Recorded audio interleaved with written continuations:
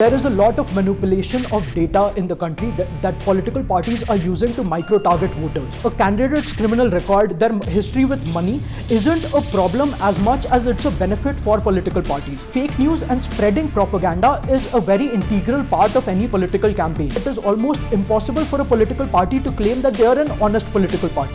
If voters actually got to know how bad the entire media funding ecosystem was, then everyone would probably stop watching the news. My name is Shivam Shankar Singh, and I'm a data analyst and political consultant who has been working in the world of politics for the last 4.5 years. What I want to talk about today are 5 things that political parties do not want you to know. Number 1, there is a lot of manipulation of data in the country that political parties are using to micro-target voters. What's happening nowadays is that from the electoral roll for North Indian states, just analyzing people's last names, parties can get to a 65 to 70% accuracy on people's caste and over a 90% accuracy on people's religion. This data is combined with data sets like people's telephone numbers and their electricity bills, which is an excellent proxy for socioeconomic status. This data is used by political parties to send targeted messaging to particular communities. So people from one caste might be getting one particular set of messages while people from another caste get a completely different set of messages. So in the state of Uttar Pradesh, this data was actually used to target a very specific community, that was the non-Yadav OBCs. The electoral rolls for the state were analyzed to identify the names of the voters who were OBC and not from the Yadav community. Point number 2, how political parties approach poaching leaders. Very strategically these days, all political parties have a dossier on different political leaders, and then they go out and meet these leaders to try to get them into their own parties. What's happened is slowly a candidate's criminal record, their history with money, isn't a problem as much as it's a benefit for political parties. If you have a lot of money and if you can fund your own election campaign, and if you're a leader who belongs to a particular community and you have votes of that community, then every political party would be interested in absorbing you into their own folds.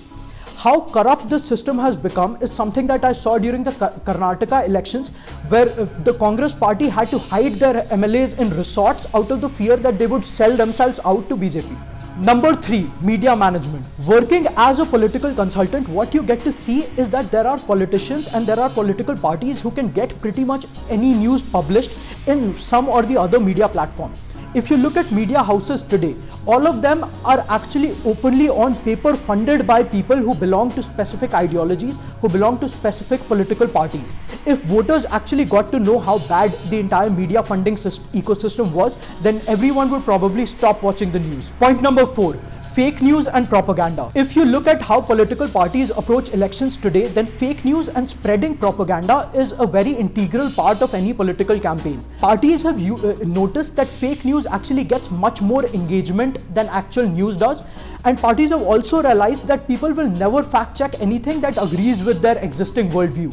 A lot of people today do not realize that internet penetration has spread so much that these messages get to the last village in India and they get to people who don't even have a smartphone. Number 5, political funding. And this is a major one that all parties have to deal with. Elections in the past few years have gotten extremely expensive. This kind of an amount is something that no political party can collect as donations from its supporters. This is money coming from big corporate houses who expect big things in return. No one really gives out money for free. Karnataka is again a great state where you just get to see how much political parties are spending, because the election commission caught over 250 to 300 crores in liquor, cash and gold chains, but no party was bothered by it. I have written an entire book on this called How to Win an Indian Election, What Political Parties Do Not Want You to Know, that's published by Penguin and available on Amazon and bookstores near you.